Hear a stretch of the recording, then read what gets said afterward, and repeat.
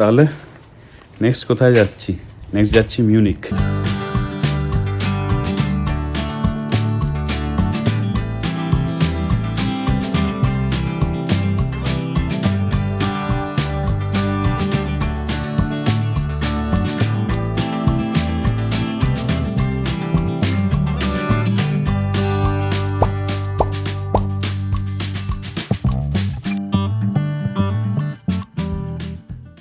কালকে সকালবেলা বেরোনো আমার এখনও প্যাকিং হয়নি, এখনও দুটো ব্যাগ আমি বন্ধই করে উঠতে পারিনি। তার কারণ হচ্ছে এত জিনিস হয়ে গেছে, কোনটা ছেড়ে কোনটা বাদ দিয়ে কোনটা নেব বুঝতে পারছি না।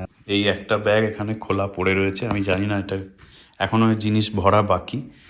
এইটা নিয়ে যাব না, এটা রেখে যাব, পরের বার এসে নিয়ে যাব। আর এটা আমার পিঠের ব্যাগ, এই যে এটা এখনও ঢোকানো বাকি। আর এদিকে এই ব্যাগটা খোলা পড়ে রয়েছে, এইটা প্যাক হয়ে গেছে, এটা নিয়ে যাব। এইটা রেখে যাব, এইটা আর ওই দিকে ছোটো ব্যাগটা রেখে যাব, এটা একবারে নিয়ে যেতে পারবো না বলে। আর এই ব্যাগটার মধ্যে, এটা হচ্ছে বাজারের ব্যাগ, এটার মধ্যে আমি হচ্ছে আমার টেবিল ফ্যান, একটা ফ্লাস্ক আছে ইন্ডিয়া থেকে এনেছিলাম, জীবনে ইউজ করিনি সেইটা, ওটা আবার ইন্ডিয়াতেই ফেরত দেবো। যাই হোক, ফেলে তো যাবো না, ওগুলো সব ঢুকিয়ে রেখেছি। এই যে প্যাকিং করে এক জায়গা থেকে মানে সম্পূর্ণভাবে পুরো তুলে নিয়ে বেরিয়ে যাওয়া, এইটা যে কতটা মানে হেকটিক। আমার কোমর টোমর ব্যথা হয়ে গেছে, রাত প্রায় 1:15 বাজে, এখনও শুতে পারিনি। কাল সকালে আমার ট্রেন, জানি না কি হবে। সকাল হয়ে গেছে, মোটামুটি 7টার সময় উঠেছি, ঘুম ভীষণ কম হয়েছে, কিন্তু just on time. Train miss হয়ে যাবে, এবার বেরোতে হবে। তো চট করে একবার ঘরটা লাস্টবারের মতো দেখে নিই। 3 বছর কাটিয়েছি এই ঘরটায়, এখন ঘরটা পুরো ফাঁকা। আর this is my last day, এরপরে হয়তো অন্য কেউ থাকবে। 3 বছর আগে ঢুকেছিলাম এই ঘরটায়, এরকমই ছিল, ফাঁকা। লটস অফ মেমোরিজ, বাট এবার আমায় যেতে হবে, চলো। ট্রেনে যাওয়ার বেশি ভিডিও দেখাতে পারলাম না, কারণ আমার লাগেজ এত ভারী ছিল যে খুব কষ্ট করে পৌঁছেছি। আর তার উপর এটা ছিল ইস্টার হলিডেজ উইকেন্ড, তাই ট্রেনে বেশিক্ষণ বসার জায়গাও পাইনি। একদম লাস্টে বসতে পেরেছি, আর তখন এই কফিটা খাচ্ছিলাম। প্রায় 8-9 ঘন্টা পরে ফাইনালি গিয়ে পৌঁছলাম মিউনিক।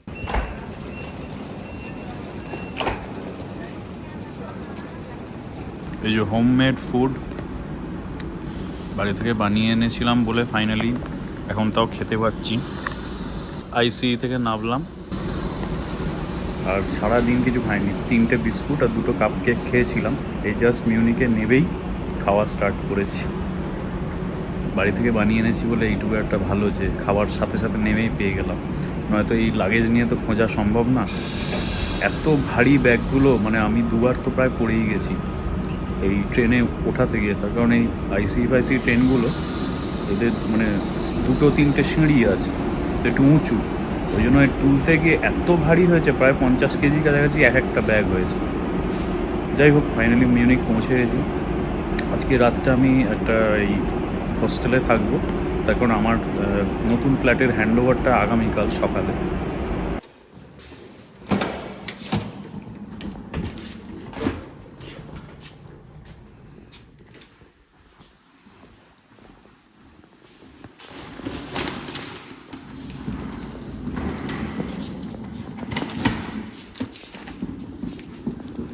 রবিবার সকাল আমি এসে পৌঁছেছি মিউনিকে, আমার নতুন বাড়িতে। এটা বাড়ি না, বেসিক্যালি এটা একটা মানে হোটেলের একটা প্রপার্টি। তারা ওই মিস্টার লজ বলে একটা কোম্পানি আছে, তারা শর্ট টার্ম রেন্টালস প্রোভাইড করে। তো তা ওই হোটেল সলারের এটা একটা প্রপার্টি। তো আমি এখানে এসেছি 5 মাসের জন্য, কারণ আমি কোথাও বাড়ি পাচ্ছিলাম না। মিউনিকে বাড়ি পাওয়া ভীষণ ভীষণ ডিফিকাল্ট। তো বাড়ি পেলে এখান থেকে মুভ করে যাব, বাট ওই আর কি, মানে এটা একটা স্টুডিও অ্যাপার্টমেন্ট, টেম্পোরারি। আমি এখানে এসেছি আপাতত, আমার 5 মাসের জন্য বাড়ি এটাই। তো ভালোই লাগছে, মিউনিকে মুভ করলাম আর নিজের নতুন স্টেইং প্লেস পেলাম লেমগো থেকে এখানে। পরে ঘুরিয়ে তোমাদের দেখাচ্ছি। আপাতত এই এত ভারী ব্যাগ টেনে এনেছি, একটু রেস্ট নিই।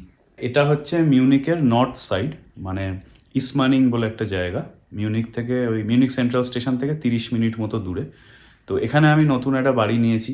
কেন নিয়েছি তার কারণ হচ্ছে আমি জব জয়েন করছি।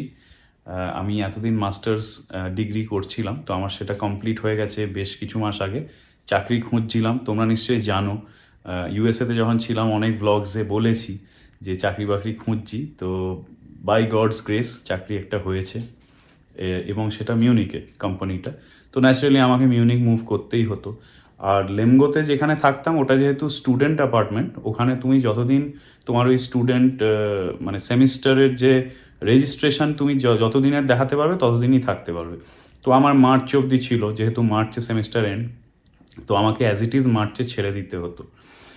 যাই হোক, তো এইসব কারণের জন্য ফাইনালি আমি মানে হুটতে পুটতে মিউনিকে মুভ করেছি। এবার যেহেতু এত মানে শর্ট নোটিসে মুভ করেছি, ওই জন্য বাড়ি মানে পাইনি, মানে এটা আমি পার্মানেন্ট নয়, এখানে আমি এসছি, এখানে 4-5 মাস থাকবো, তারপরে আমি এর মধ্যে আমি অন্য জায়গাটা খুঁজে নেবো। ওরা মানে কন্ট্রাক্টই দেয় 5 মাস কি 6 মাসের জন্য, তার বেশি ওরা কন্ট্রাক্ট দেয় না। তো আমি 5 মাসের জন্য নিয়েছি। ওটা হচ্ছে যাদের ভীষণ আর্জেন্ট দরকার কিন্তু বাড়ি পাচ্ছে না তাদের জন্যই বেসিক্যালি। তো আমার ওরমই কন্ডিশন ছিল, ওই জন্য আমাকে এটা নিতে হয়েছে। এটা very very costly, very expensive. যাই হোক, সেটা কিছু করার নেই, এখন প্রায়োরিটি যেটা সেটা তো করতেই হবে। এনিওয়েজ, তো নতুন বাড়িতে এসছি। তো লেমগোতে যখন প্রথম গেছিলাম ভেবেছিলাম তোমাদেরকে দেখাবো, তো তখন একটা ভিডিও করেছিলাম যে দেখো আমি লেমগোতে এসছি, একটা নতুন জায়গায় এসছি, আমার বাড়ি এরকম, সামনেটা এরকম, এরকম ভ্যারাইটি করেছিলাম। তো ভাবলাম যে এখানে মিউনিকে এসছি, ইসম্যানিংয়ে এসছি, এখানে বাড়িটাও দেখাই। এটাও একটা ছোট্ট স্টুডিও অ্যাপার্টমেন্ট, তোমাদেরকে দেখাচ্ছি যে কি কি দিয়েছে। বাট মোটামুটি ফ্যাসিলিটিস সব রকমই আছে। মেন আমার যেটা সেটা হচ্ছে যাতে আমি রান্না করে খেতে পারি, কিচেন একটা আর একটা অ্যাটাচ বাথরুম। তো এই দুটো আমার ক্রাইটেরিয়া ছিল, সেটা আছে। এবং ওই এখানে একটা রেসিডেন্স রেজিস্ট্রেশন করতে হয় জার্মানিতে, তো সেটাও এরা দেবে। তো থ্যাঙ্কফুলি এই তিনটে আমার রিকোয়ারমেন্ট ছিল, আমি পেয়ে গেছি। এনিওয়েজ, আজকে আমি খাবার দাবার বানাচ্ছি, আজকে বিকেলে একটু বাজারে বেরোবো, তাছাড়া আজকে বেরোয়নি কোথাও। এনিওয়েজ, তো আজকেও খাবার টাবার বানাচ্ছি, আর বললাম তো বিকেলে একবার বেরোবো। তো এই ব্লগটাও ছোটোই রাখবো, খুব বড় রাখছি না, তোমাদেরকে জাস্ট ঘরটা একবার ঘুরিয়ে দেখিয়ে দিলাম যে আমি নতুন কোথায় এসছি। আর এরপর তো এখানেই থাকবো, তো নানা রকম ব্লগস, আবার নতুন নতুন ব্লগস আসবে, এখানকার লোক্যালিটি, মিউনিক শহর ঘুরবো, সেগুলো তোমাদের সব দেখাবো। তো আমি যে ফ্ল্যাটটা নিয়েছি ওটাকে জার্মান ভাষায় বলে সাউটেরেন, সাউটেরেন বা জুটেরেন, হোয়াট এভার। মানে স্পেলিংটা হচ্ছে SOUTERAIN। তো ইংলিশ প্রোনাউন্সিয়েশন হিসেবে সাউটেরেন, বাট আমি জানি না, হয়তো জুটেরেন বলে। যাই হোক, ওটার মানে হচ্ছে বেসিক্যালি সেমি বেসমেন্ট। তার কারণ হচ্ছে এই দেখো, এখানটা দেখলে বুঝতে পারবে। ওই যে দেখছো গাড়িগুলো দাঁড়িয়ে আছে, এখানে একটা গাড়ি দাঁড়িয়ে আছে, এইটা হচ্ছে বেসিক্যালি ফ্লোর, মানে মেজে, মানে কি বলবো, রাস্তার লেভেল আর কি। আর আমার বাড়িটা, মানে আমার ঘরটা হচ্ছে ওই অর্ধেকটা মেজের তলায়, বাকি এই কাঁচের জায়গা থেকে মেজের ওপরে। তো ওই জন্য এটাকে বলছে যে এটা হচ্ছে সেমি বেসমেন্ট। তো বাইরে যখন যাব তখন তোমার একবার ভিডিও করব, সেই ভিডিওটা চেষ্টা করব এখানে দিয়ে দেওয়ার, যাতে তোমরা দেখে বুঝতে পারো যে অ্যাকচুয়ালি আমার ঘরটা কীরকম।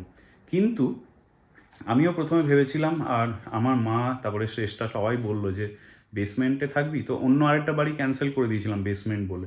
কিন্তু এটা পুরোপুরি বেসমেন্ট না। প্রথম কথা, আমার কাছে চয়েসই ছিল না, কারণ ওই যে বললাম বাড়ি পাচ্ছিলামই না। মিউনিকে বাড়ি পাওয়া বিশাল ঝামেলা। তার কারণ হচ্ছে মিউনিকে যেহেতু বড় শহর, আর মিউনিকে প্রচুর আউটসাইডার্সরা প্রচুর থাকে, মানে because of job, because of studies, what ever. বড়ো শহর তো, তো এখানে বাড়ি মানে মোটামুটি 2-3 মাস অ্যাডভান্সে খোঁজা শুরু করলে তবে পাওয়া যায়।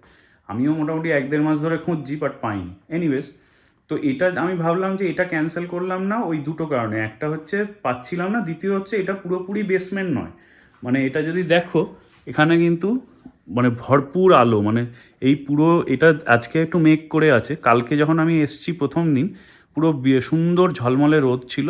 আর এরমভাবে এখানে দুটো জানলা আছে, এটা হাফ খোলা আছে, এটা তো জানো জার্মানির জানলা, এটা পুরোই খোলা যায়। আবার এদিকেও একটা আছে, তো হাওয়া সুন্দর ঢুকবে, প্লাস হচ্ছে ভরপুর আলো।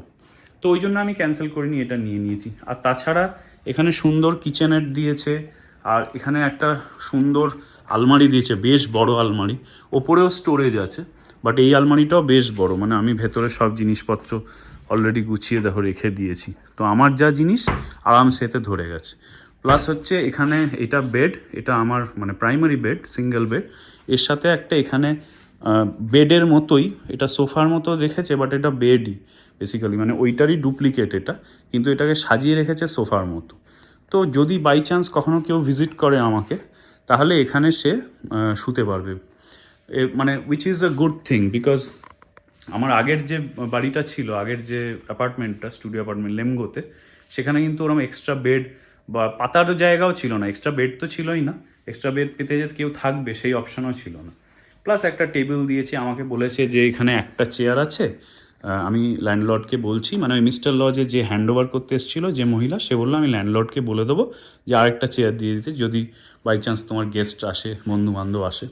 প্লাস একটাই দেখো বড় টিভি দিয়েছে, এটা তো প্রায় বোধহয় 36 ইঞ্চ হবে কি 40 ইঞ্চেস হবে, বড় টিভি, এলজির টিভি।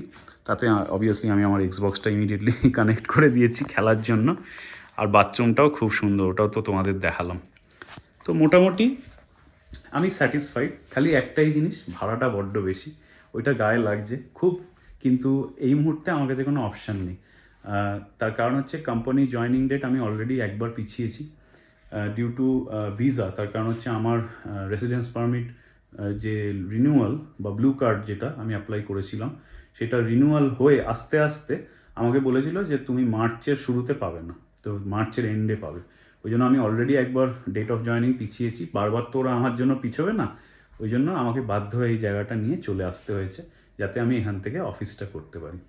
আশা করছি এই ভিডিওটা তোমাদের ভালো লাগলো। যদি ভালো লাগে তাহলে একটা কমেন্ট করো, কমেন্ট করে জানিও যে আমার নতুন বাড়ি তোমাদের কেমন লাগলো। আর কি, see you in the next one, tata.